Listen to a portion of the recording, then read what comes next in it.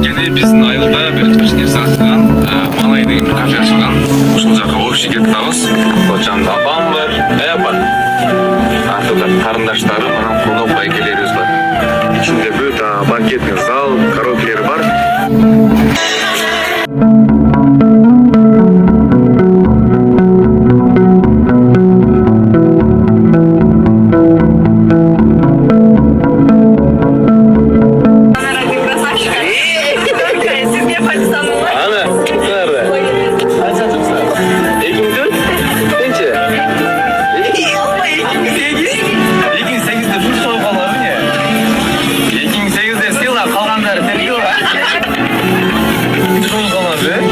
Аны мен карпынан да.